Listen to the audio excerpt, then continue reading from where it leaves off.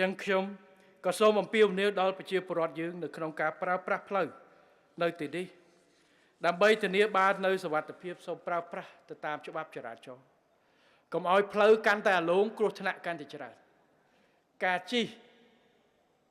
ការធ្វើដំណើរទាំងអ្នកបើកបររថយន្តទាំងអ្នកជិះម៉ូតូទាំងអ្នករត់កាត់ផ្លូវក៏សូមអំពាវនាវដល់បងប្អូនប្រជាពលរដ្ឋដែលមានសត្វពាហនៈនៅតាមផ្លូវទាំងឆ្កែទាំងគោទាំងក្របីបាទហើយម្សិលមួយថ្ងៃហ្នឹងខ្ញុំក៏ឃើញគេដាក់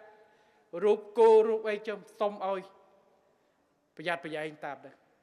ព្រោះផ្លូវបាទហើយលបឿនប្រើប្រាស់កុំលឿនពេកបាទជាពិសេសម៉ូតូរថយន្តនៅកន្លែងភូមិ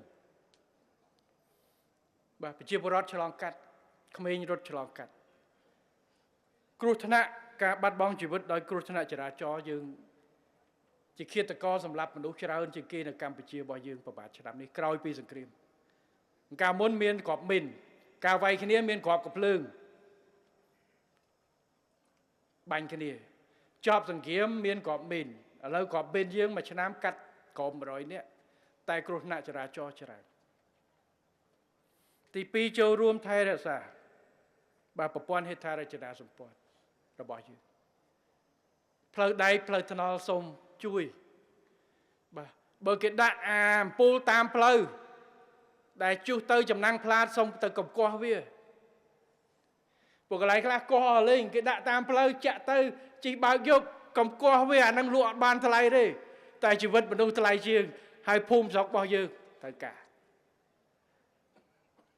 បើគេដាក់អានាងដែកកុំទៅកាត់វាចោលអានឹងគេសម្រាប់កុំឲ្យវាចុះទៅក្រោម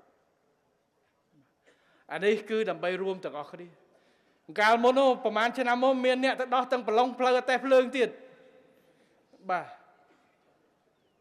អញ្ចឹងសូមឲ្យប្រជាពលរដ្ឋយើងទាំងអស់រួមគ្នាថែទាំថែរក្សាសម្បត្តិរួមទាំងអស់គ្នាដូចខ្ញុំនិយាយចឹងគឺថាហេដ្ឋារចនាសម្ព័ន្ធផ្លូវសាធារណៈគឺសម្រាប់ប្រជាពលរដ្ឋប្រើប្រាស់ទាំងអស់គ្នាយើងអត់មានដំណាក់កាលពីមុនមកដោយផ្លូវដាច់ប្រជាពលរដ្ឋនៅទីនឹងគាត់កាន់ប្រទេសក្តារ2ចង់ឆ្លងតតបងលុយគាត់ដាក់ក្តារឲ្យទេឥឡូវយើងធ្វើស្ពានឲ្យទាំងអស់គ្នាដោយថាធ្វើ free តែម្ដងដោយមិនចាំបាច់លើកលែងតែ BOT ផ្លូវលបឿនលឿនភ្នំពេញខេត្តបរសៀនអនុមួយខ្សែទៅក្រៅពីនេះគឺផ្លូវរដ្ឋប្រើ free អត់មានពីណាយកលុយទៀតទេបាទ